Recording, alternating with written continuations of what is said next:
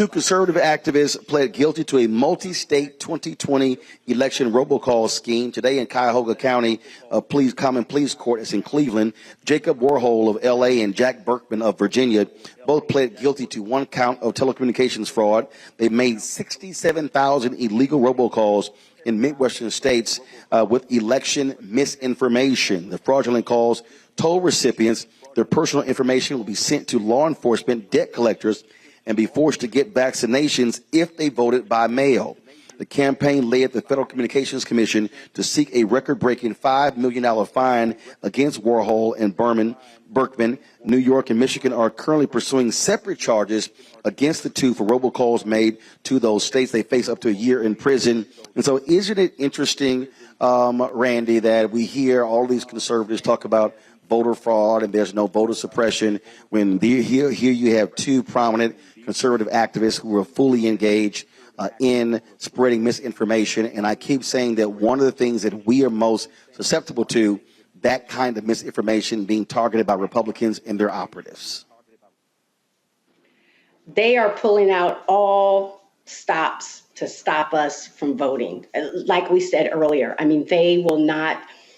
There doesn't seem to be a bottom for them. There seems to be no standard, no morality, and they certainly seem to get away with a lot of this. I'm glad to see that these two were at least convicted and now are going to be felons. I'll be interested to see if they actually pay the fine that some are asking them to pay. But there's just no bottom for them, and it's interesting that they're searching and trying to accuse us of voter fraud where they're doing this on a mass scale. I mean, they have a system to keep us and hold us back. And I notice, Xavier, I don't see any tweets from GOP chairwoman Ronna McDaniel thanking law enforcement for the guilty plea there. You notice they're kind of quiet? Just saying. It's forever going to be cricket, Roland. The reason is this. This isn't about election fraud or quote-unquote election integrity. This is behind the whole replacement theory politics that has gripped the Republican Party. This is about a cultural election being stolen. This is what we want to do. This is how we want to rule. I mean, your book is plain as day. It's talking about white folks losing their mind. It's really about this white fear. And that is, we're willing to call people, threaten them with credits being messed up or go to jail. We're willing to have election forces to come out to do voter intimidation, people with guns. This isn't about democracy. This isn't about what's legal. This is about rule. This is about power. This is about how do we do it, now they're just openly doing it, hoping that they will get away with this, hoping to get a pardon, hoping to get past some kind of way. And that's what we're seeing. It's not based in the law. It's an intimidation. It's in taking over. That's what it's all about. The thing here, Brianna, when we talk about, again, what we see, these are the type of tactics that have long been targeted African Americans, sending flyers with the wrong election date, things along those lines.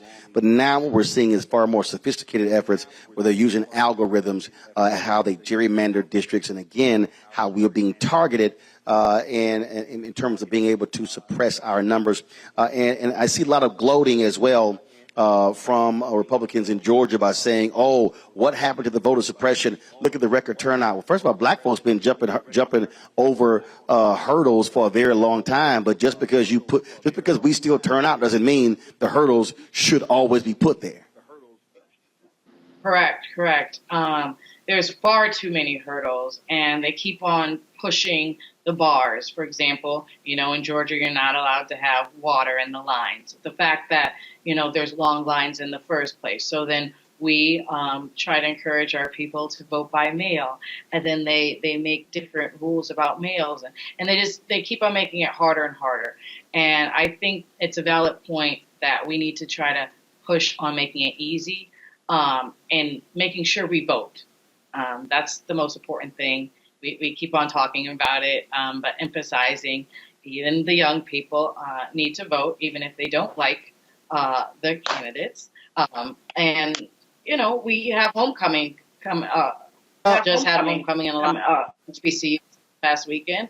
We have a lot of trunk or treats coming up in churches. That's a great way to make sure that people know the right information. The sad part is they used all that money, and robocalls used to be a technique that campaigns would be able to use to spread information and names, and they were able to take that and use it again. So they're taking a lot of the strategies that help to get the right information out, the right candidates, and destabilizing us to not be able to use it for good. It's now being used for evil. So we have to reinvent different ways that we're connecting to the community to make sure that they get out to vote. All right, folks, back to our Roland Unfiltered video in just one moment.